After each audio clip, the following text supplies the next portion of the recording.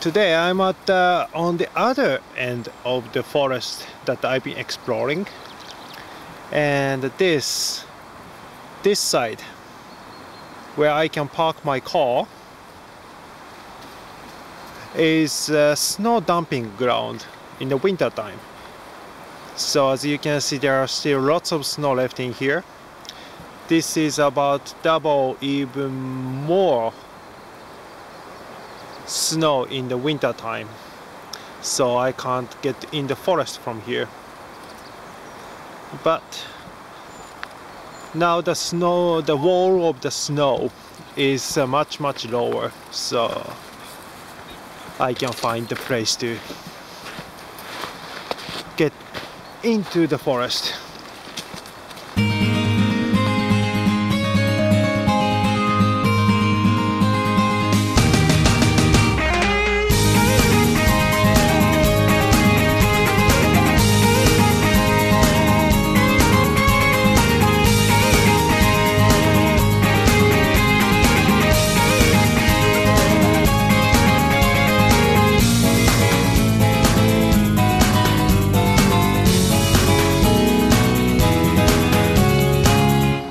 Okay, I just passed through here.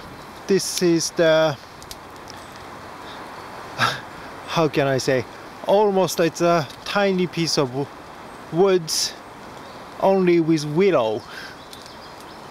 Lots of willow in here. And this side here, now I'm reaching to the, camera got stuck. Reaching the end or the edge of the forest. There's a huge rocks dumped in here.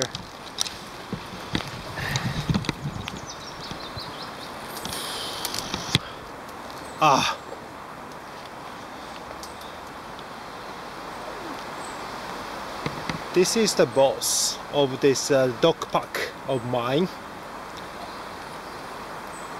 She's the oldest and the bravest. She seems to have no problem going over these rocks. Well, she chooses where she steps. And this is the youngest of the pack. She's quite cautious, but she doesn't get scared easy. And there,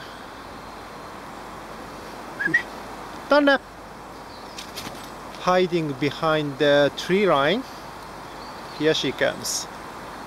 This is the second in command, who is scared of everything,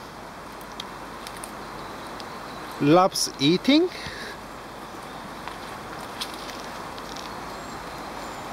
and the least agile one. Actually, she's the biggest one in the pack, but not the oldest. I'm sure I'm gonna have problem with her over here. She's already kinda try to tell me to go back, but I'm gonna proceed. Okay, so these two young ones, they had the problem crossing the big rocks like that.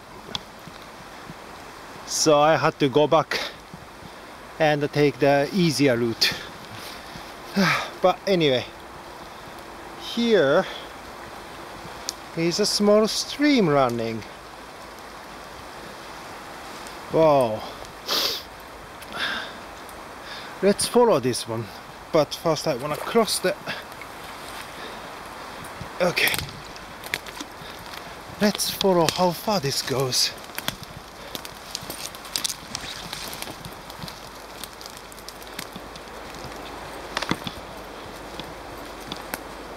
Oh, this is a birch tree. Quite fresh, I guess. It fell on last winter. I think I'm gonna harvest some birch bark from this. Yeah, this is quite fresh birch tree. It fell, I guess, from this one up there. I guess this was a big branch. There, it matches the breaking Ah, interesting. Anyway,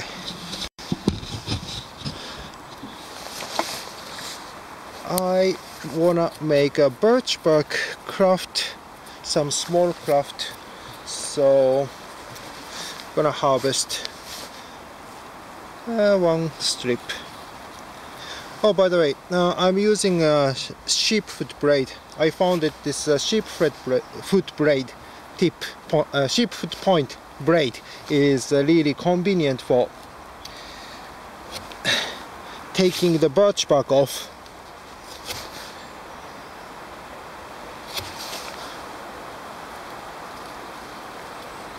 It's not very thick, but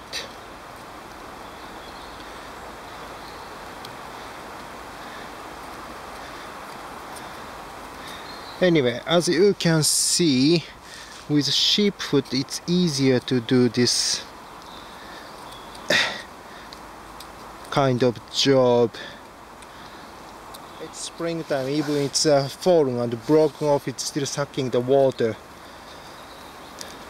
And now it's really the tree trunk is body is really expanding now, so, and it has lots of water. It's very easy to remove the bark off of the body of that birch tree. There. Nice piece here.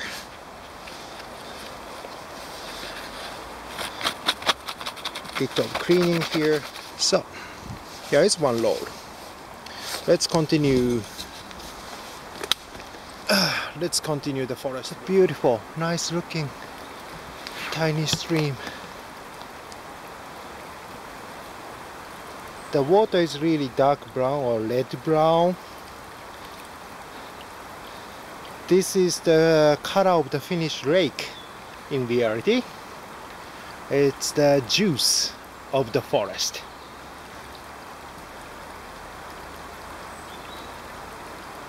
It's not dirty, it's not polluted. In Finland, rarely see the polluted water in such way that chemicals or anything, but of course if it's closer to where the car runs, you might want to avoid. And it seems to be so that this stream keeps going to the other side of the road, which I don't want to go any closer there.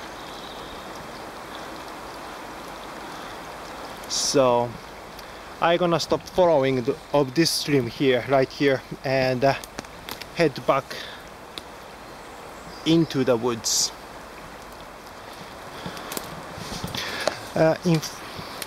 In Finland,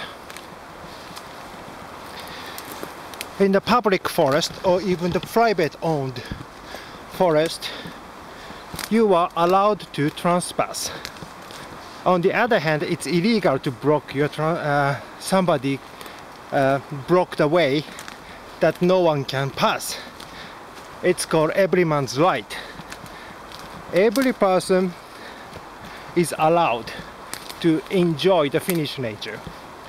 But of course, if it's not your land, your forest, then you are not allowed to touch the trees. I mean, you are not allowed to cut the trees. You are not allowed to take the branch off of the living trees.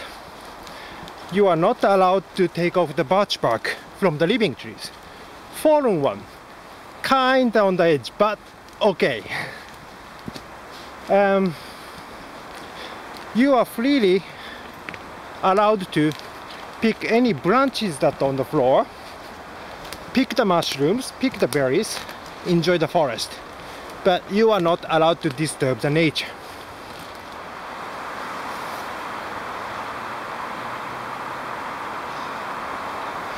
The typical Finnish forest view.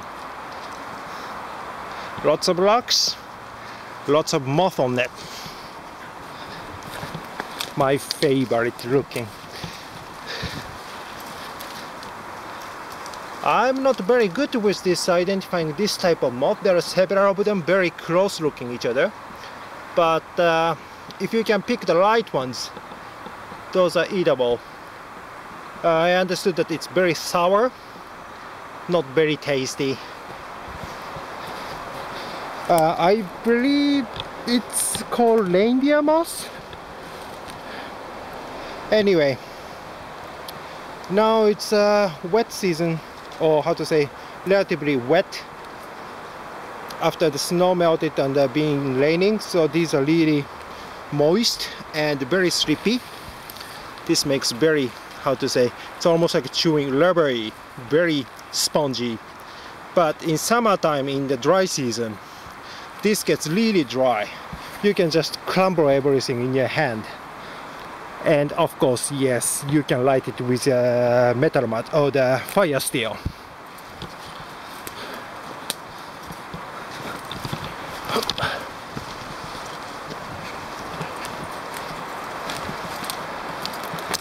Big rock.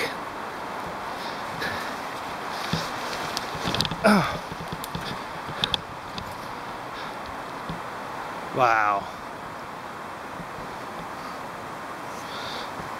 Okay, I maybe sounds like big rock fetish or something now by now, but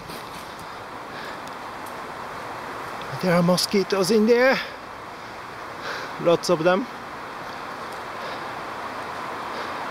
I bet on that crack there between the rock and the land there is water.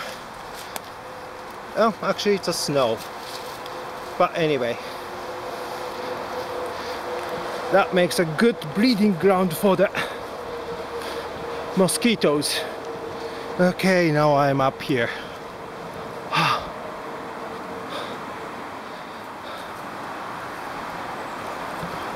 I try to go a bit more that way, find some spot, make some coffee, start doing some craft, and so on. Usual stuff.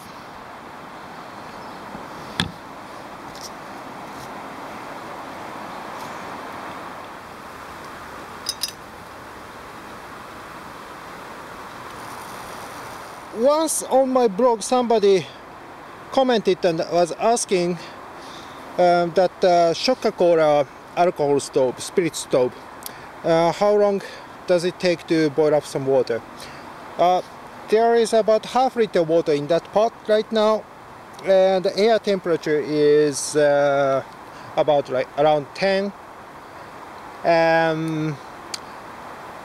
Last time I used on this condition, similar condition, it boiled up in about 4 or 5 minutes, and there was still plenty of alcohol left in it.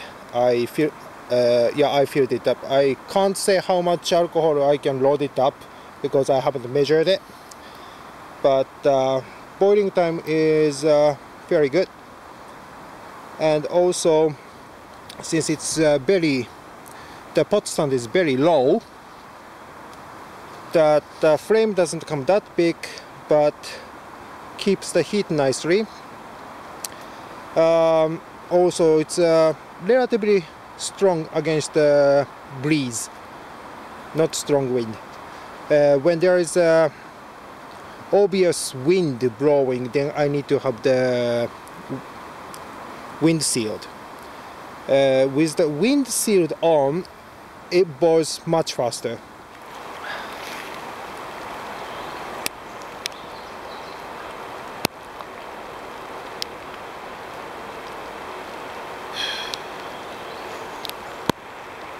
Well.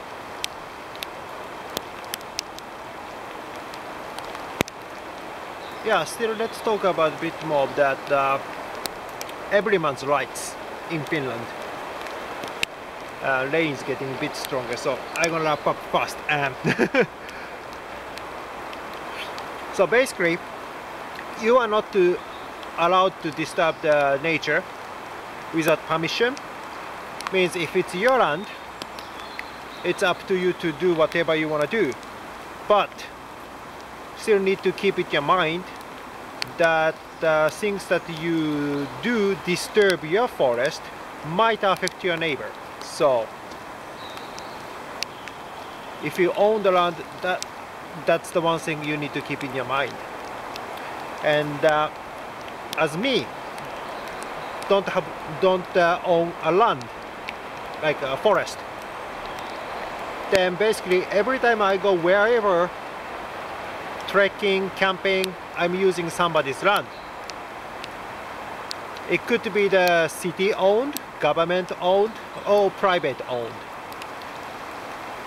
Basically, I need to get permission if I want to make fire on the ground. Exceptions are that if there is a designated ready-made fire pit that stated that you can make fire in there, then that's as good as you have the permission, but you are only limited to make fire in there. So that's why the stove like this, or any kind of stove like a hobo stove, wood gas stove, those comes in handy in this situation like me. But if you are making those stoves yourself, make sure that the burning coal doesn't drop on the ground and doesn't start burning. The Finnish forest has a deep peat, or yeah, I guess that's a peat, yeah. So once it gets lit, it could smolder in the ground for weeks, and on some point it sets to the forest fire. So don't take it easy, lightly, sorry, don't take it lightly, take care. And the other basic stuffs are also included, as you are not supposed to do, leaving trash, litter, and so on. Make sure you clean up wherever the place you use. Bring everything back with you, trash and so on. If you can take care of that, I think you are pretty much free to enjoy the Finnish nature, and that is your rights. And I'm getting lots of benefits of it, including this forest. Well, my coffee is almost finishing. Now it's gone. Rain is getting stronger. Dog seems to be hungry, so I'm gonna pack up and start head home. Take care, be safe, and see you around. Moi moi!